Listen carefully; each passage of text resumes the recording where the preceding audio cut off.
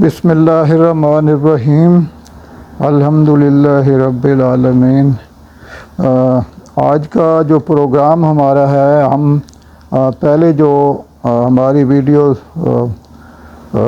जिसका सिलसिला चल रहा था उसमें हमारा टॉपिक चल रहा है मेरा जीना मेरा मरना अल्लाह रब्बुल आलमीन के लिए, और आगे सब हेड है उसका हुस्न खात्मा। तो इसमें इंशाअल्लाह मैं अपनी तरफ से फिर कोशिश करूँगा कि अल्लाह के नबी हज़रत मोहम्मद सल्लल्लाहु अलैहि वसल्लम ने हमारे लिए जो अहकामात दिए हैं और जिस तरह उन्होंने अपनी उम्मत के लिए जो है ना अमली तौर पे मिसालें छोड़ के गए हैं, तो उनको हम इंशाअल्लाह बयान करेंगे ताकि हम सब जो है ना इससे फ़ायदा उठा सकें।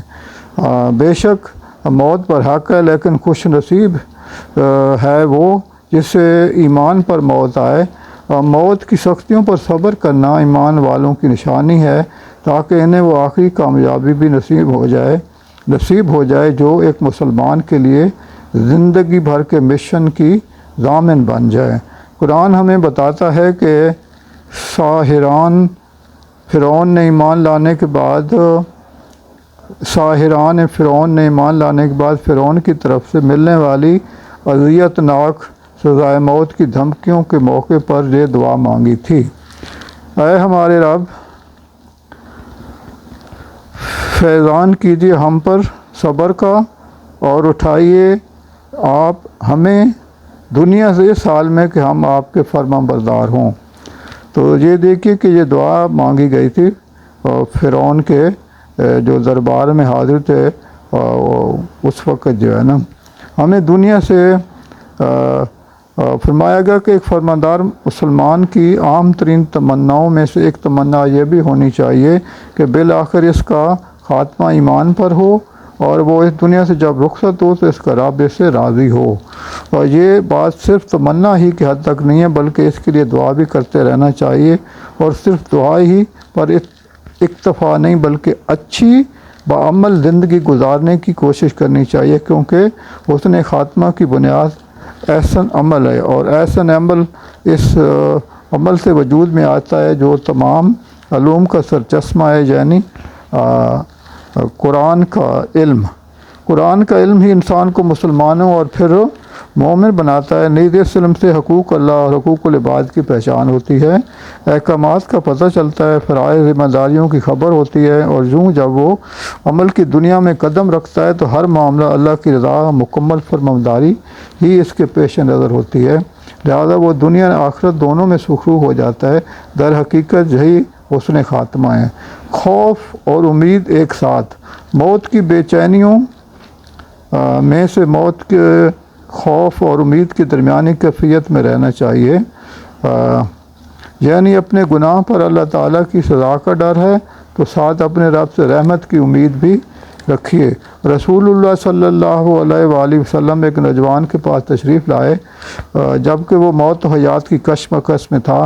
आप सल्लल्लाहु अलैहि वसल्लम ने दरियाफ़्त फरमाया, कैसे हो? इसने अर्ज़ किया, या रसूलुल्लाह सल्लल्लाहु अलैहि वसल्लम, अल्लाह ताला से रहमत की उम्मीद भी रखता हूँ, अपने गुनाहों से भी डरता हूँ।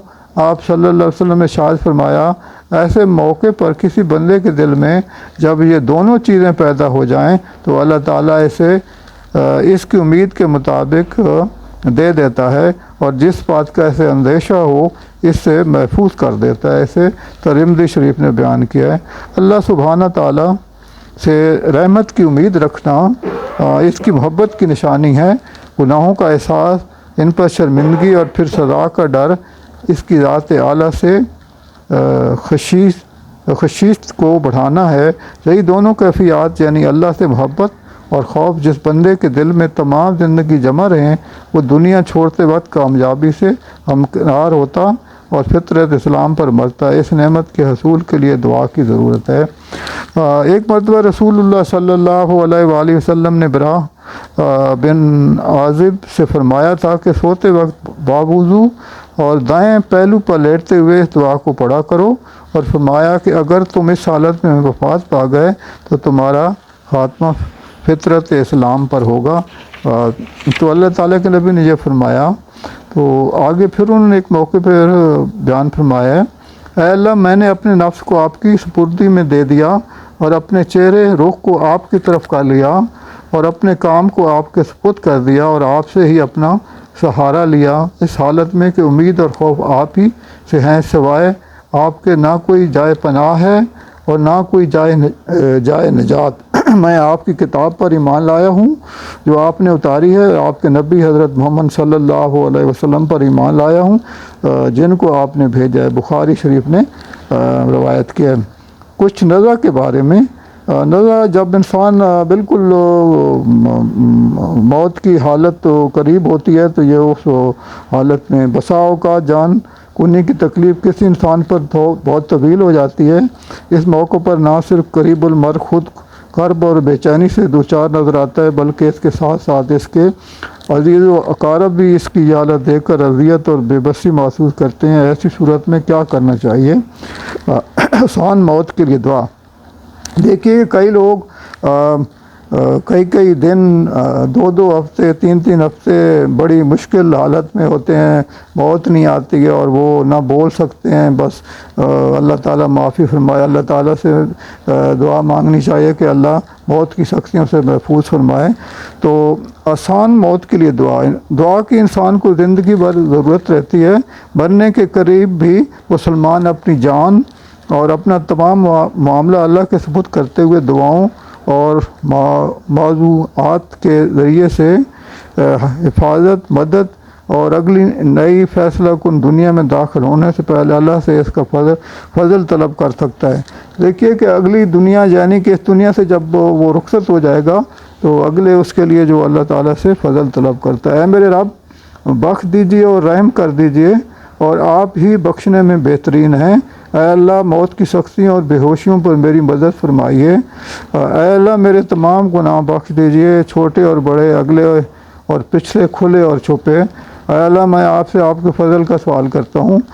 یہ وہ موقع ہے جب اللہ تعالیٰ سے سب سے زیادہ استغفار اور فضل طلب کرنے کی ضرورت ہوتی ہے، کیونکہ موت کی جو سختیاں ہیں وہ بڑی، اللہ تعالیٰ مسلمانوں کو، ہر مسلمان کو اس سختی سے بچائے، اور مسلمانوں کو بھی کوشش کرنی چاہیے کہ ہم اپنے پیارے حبیب حضرت محمد صلی اللہ علیہ وسلم کی سنت پہ لوٹ آئیں، تو یہ جو ہمارے دنیا کے مسلمانوں کے حالات ہیں تو یہ ٹھیک ہو جائیں گے۔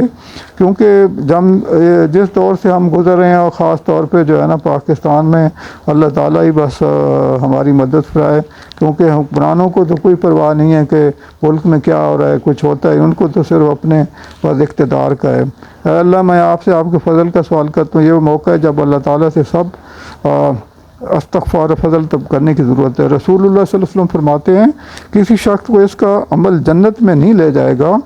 لوگوں نے عرض کیا یا رسول اللہ صلی اللہ علیہ وسلم آپ کے اعمال بھی؟ فرمایا ہاں میرے اعمال بھی مجھ کو جنت میں نہیں لے جانے کہ مگر یہ کہ اللہ اپنا فضل اور اپنی رحمت کرے، لہذا جو اعمال کرو اخلاص کے ساتھ کرو اور اعتدال کے ساتھ محنت کرو، اور کوئی تم میں سے موت کی آرزو نہ کرے، کیونکہ اگر وہ نیک ہے تو زندہ رہنے میں فائدہ ہے، مزید نیکیاں کرے گا، اور اگر بد ہے تو بھی زندہ رہنے میں یہ امید ہے کہ شاید اللہ کی بارگاہ میں توبہ کرے۔ بخاری شریف نے یہ روایت کیا ہے۔ تو یہ کہنے کا مقصد ہے کہ نبی صلی اللہ علیہ وسلم نے فرمایا کہ خالی اعمال پہ جو ہے نا نہیں، اس میں اللہ تعالیٰ کا فضل اور رضا بھی ہوگی تو پھر جو ہے نا انسان جنت میں جائے گا۔ تو اس لیے ہر وقت اللہ تعالیٰ سے ان چیزوں کی دعا کرنی چاہیے۔